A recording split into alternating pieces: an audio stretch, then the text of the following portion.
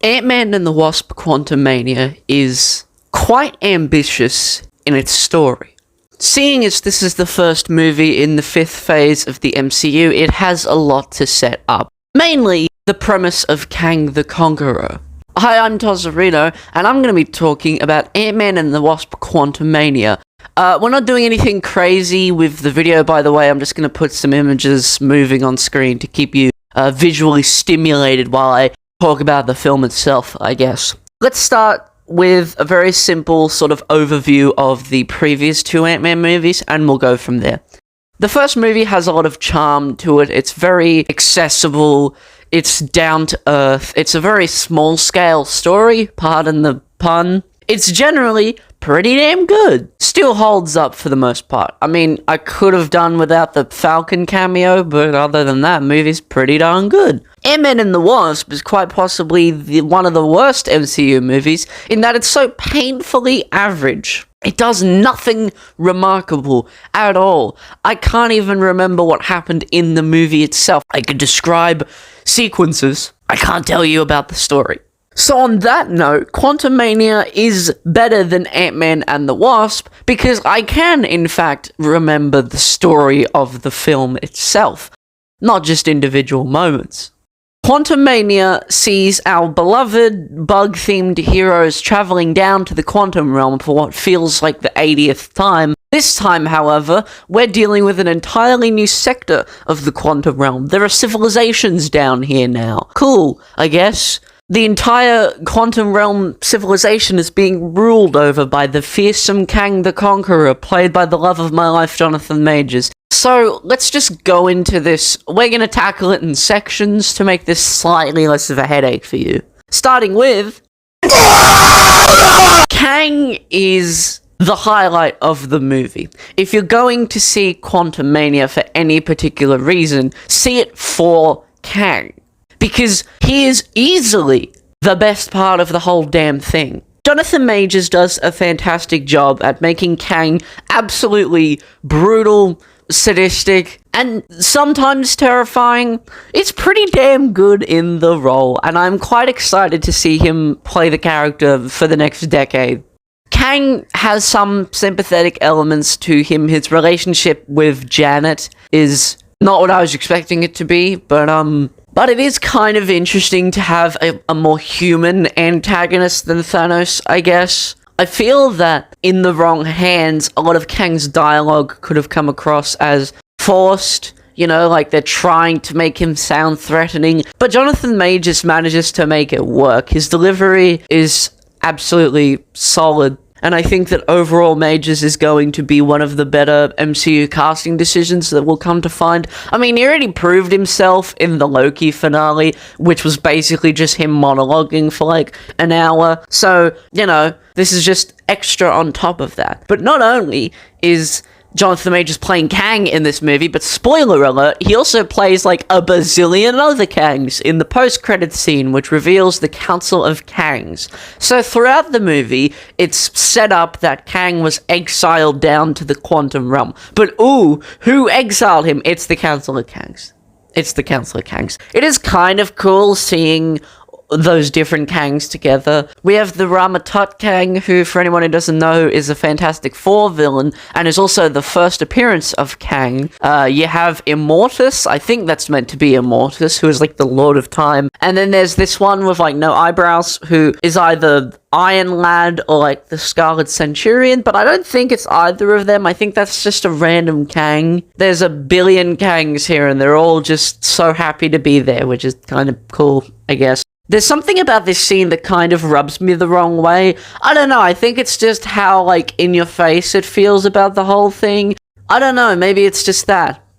It's hard to explain. It didn't hit for me the way it should have, but I think it's also because I was still annoyed by the film's ending, which we will get to. Overall, the character of Kang and everything related to him, I think, worked excellently. The film does a great job at setting him up for future installments. Overall, nailed it. Great job. I have no complaints about Kang.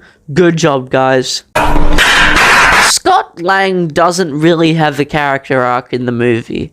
At all. He doesn't really change. Scott Lang starts the film on top of the world. He has a best-selling book, he does readings of said book, gets his coffee for free, you know, he's loving it, he's having a bloody good time, and by the end of the movie, he is kind of doing the same. I mean, yeah, he's got to pay for his coffee now, but other than that, he's basically unchanged by the events of the movie. I mean, sure, he is a little worried about Kang coming back potentially, but other than that, he's just having fun, you know, he's celebrating his daughter's not birthday and hanging out and stuff. There is no change in Scott. He didn't seem particularly affected by the film's events. Sure, he's a little iffy on if Kang will return, which he will, but he's the same. There's no change from beginning to end. And that kind of annoys me, because they definitely were setting up Scott to fail throughout. The film begins with Scott just at his peak. Everyone loves him. He's doing well. And then you think, oh, he's going to be taken down a peg in the movie, and he's going to be humbled. He's going to be humiliated and all that jazz. Not really. I mean, sure, Kang beats the absolute shit out of him in their final confrontation, but there's not really a whole lot to suggest that Scott did change throughout the events of the film. It just seems kind of weird, you know? Considering he went up against such a fearsome opponent, you would think that Scott's perspective on anything would change, but no, he's just the same at the end as he is in the beginning, just slightly more paranoid. But even then, he just sort of ignores it and carries on. Cool, man. It's nice to know that the movie's events didn't really seem to matter. Great stuff. Nailed it. Paul Rudd is still great in this role just because of how charismatic and likable he is. I feel that Paul Rudd can make pretty much any movie better just by being there, and this is no exception to that. Scott Lang is just as charming as he was in the first movie somehow. I don't know how they've managed to keep it going for like almost a decade, but he's still a very likable character, and you do want to see him win, so that's a good thing. More than I can say for... Well, this sucks. Despite being the second title character, the Wasp has maybe 10 lines of dialogue in the whole thing. She doesn't do a whole lot. Outside of coming in and saving Scott, she doesn't really do much. She's mainly just hanging out with her parents and maybe does a little fighting. That's kind of it. It'd be nice if I cared about both sides of the duo, but I really don't. It's definitely not Evangeline Lilly's fault. She's trying here. I just think that the movie's not really giving her anything at all. She's mainly just asking questions and does a little fighting, does a little trolling. That's kind of it. Which is a bit of a shame, because she was quite fun in the first Ant-Man, and she got the Wasp suit in the second movie, so she got to use it in some interesting ways. Here, she's just sort of there, because she has to be there. It's Ant-Man and the Wasp, she's got to be there. It'd be nice if the movie explored anything meaningful with the character of the Wasp. It'd be nice if she had literally anything to do other than fight and occasionally ask questions. But sure, whatever, man. I don't care, whatever. Oh, fuck yeah! Hank and Janet get more to do in this movie than they did in the previous two, which is nice. We get to explore Janet's time in the quantum realm and how she became a freedom fighter and how she had sex with Bill Murray and probably a bunch of these weird creatures and was besties with Kang for a while before finding out he was evil via touching his chair. And Hank is just sort of here to be annoyed at everything, and that's fine. I don't really need anything from him. I get the feeling that Michael Douglas doesn't want to be here anymore, and I respect it. You know, if they do another one, they are definitely going to kill Hank Pym, just because I don't think Michael Douglas wants to keep doing these. It is what it is. It is nice to see Hank and Janet do something. Unfortunately, the Wasp doesn't get to do anything, but having these two be more involved in the story is nice. It's nice to see. And Janet, of course, actually gets to be a character instead of just a plot point, which is nice. She's a little cool, I guess. She does a little fighting, hangs out with Bill Murray for like one scene, and then it is what it is. It's cool. She knows her way around the quantum realm from her time here, and it's fun seeing her interact with the world in ways that the other characters don't, I guess. That's kind of neat. Also, I'm not going to make a section on this, but Bill Murray literally shows up for one scene, and then he gets attacked by like a squid, and he never comes back. I'm assuming he died, we don't see him get eaten or anything. He's just attacked. So, I don't know why he was there, other than to give, like, some flavor to Janet. I don't know why he was here. I'm not complaining, but what? It's kind of weird. He just sort of showed up, had a quick convo, dipped.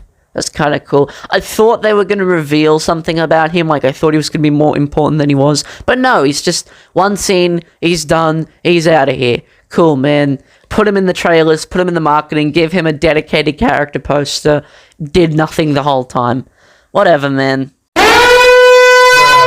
Cassie Lang is once again played by a different actress. I do think it's weird that they didn't keep on the actress from Avengers Endgame, because, like, she did a fine job in that movie. She had, like, 2 scenes. She was great.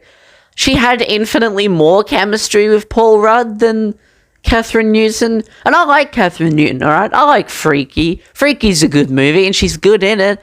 I don't know what happened here. I'm going to chalk it up to Peyton Reed's mid-tier directing, because I don't really care for this character at all, which is a shame, because she was quite charming and endearing in the previous movies, but now I don't feel anything. I like her costume, I like her purple suit, that's pretty cool. Purple's my favorite color, that's cool, I guess.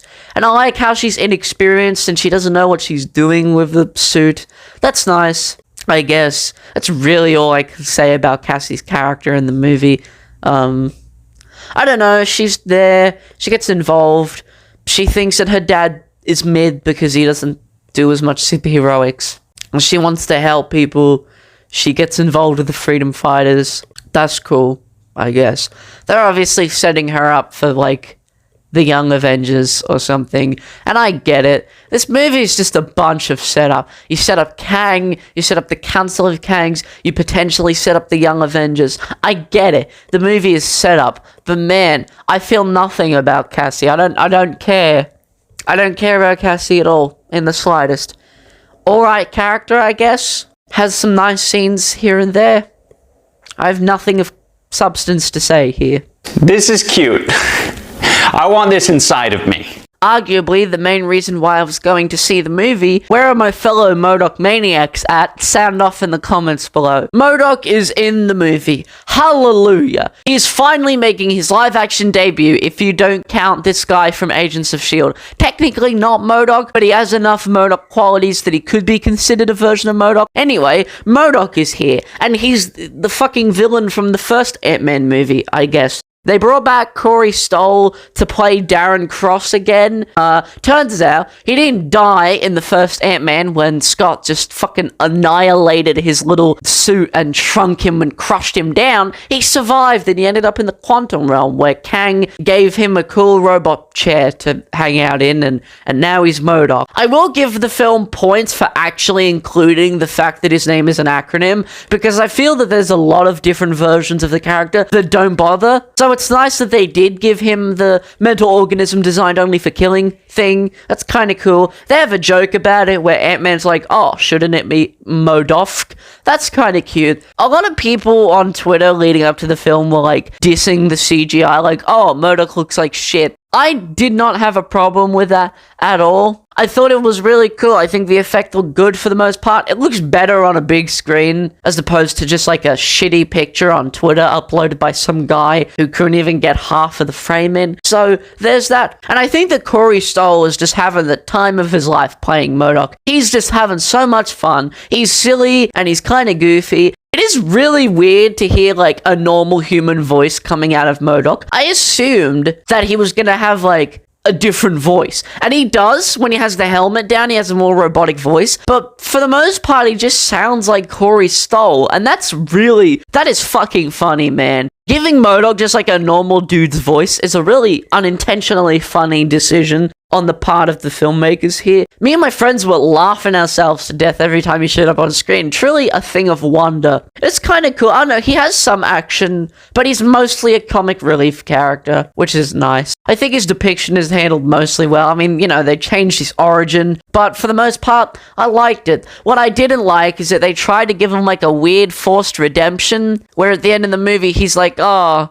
oh, I don't know what to be. I don't know what I am. Oh, tell me what to be, Cassie. And Cassie's like, don't be a dick. And then Modoc's like, oh, it's too late. I'm a dickhead. I'm a piece of shit. I suck. But then he tries to fight Kang at the end, and then he sacrifices himself. It's kind of annoying that they sacrificed him. I mean, I'm sure he's going to come back at some point, because you don't just have Modoc for one movie. He's a great recurring villain. You know, I feel like he's going to come back, but it'd be a waste if he didn't. You know, MCU has a real problem with recurring villains, and Modoc's death was just really bizarre to me. Like a heroic sacrifice, I guess. I hope they bring him back. I really do. I need Modoc to be a recurring character.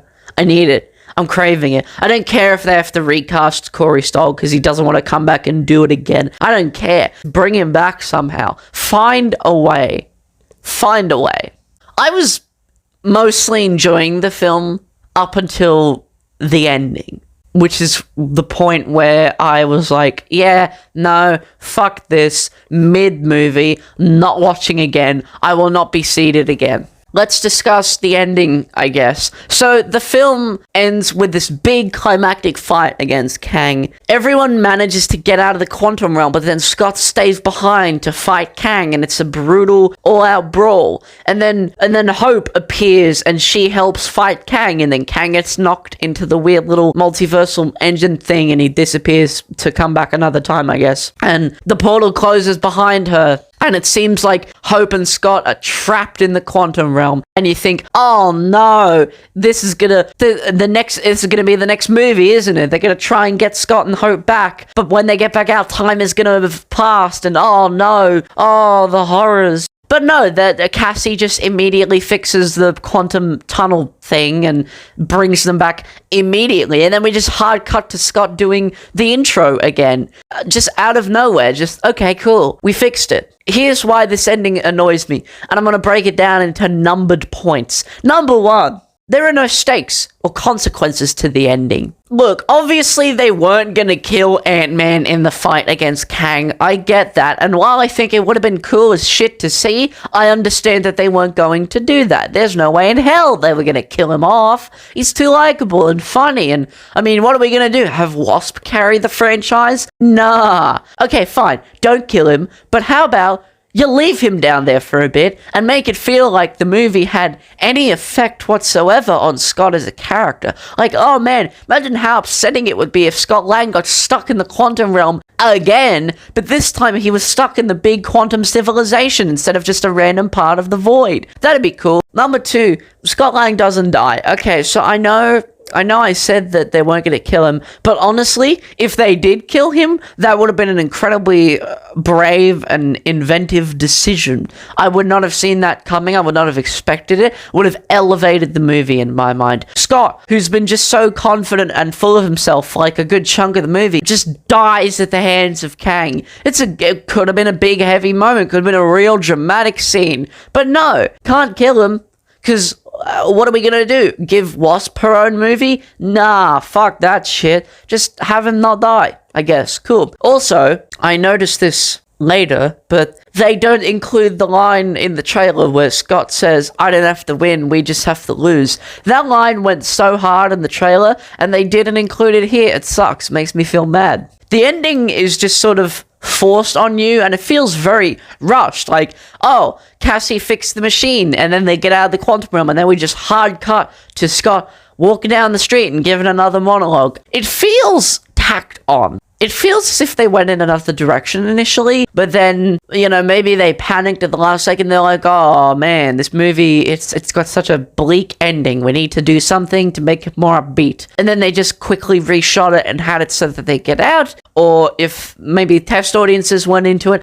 I don't know, but it just makes me feel that they were originally intending one thing, and then they quickly and hastily put together this other thing. But then, to make it seem like there was some sort of impact, Scott has, like, a pause in his final bit of dialogue where he's like, but what if Kang came back? What if Kang isn't dead? What if I didn't stop Kang? What if I've doomed everyone? And then he's like, nah, fuck that shit. That fucking pussy shit, doesn't matter. I'm Ant-Man, bitch. I guess, whatever.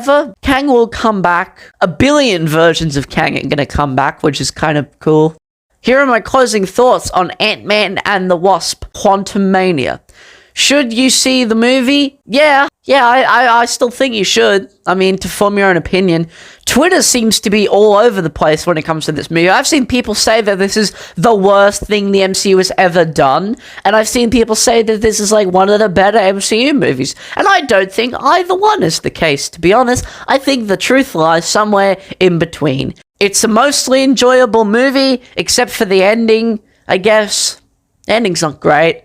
And to be honest, a lot of the jokes are fine, but there's a few that don't hit. But that's the typical Marvel formula at this point. Not every joke, not every quip is gonna hit. I will say I don't agree with the assessment that this is like the worst thing the MCU has ever done. I point you towards Thor: The Dark World, Black Widow, The Eternals, Moon Knight Season 1. You know, the MCU has done much worse, man. Much worse. Quantumania is fun, for the most part. It's just a goofy movie. It introduces Kang. Doesn't really do anything too complicated. You know how the story's gonna go, I guess. It's fine. It's just a fun little movie.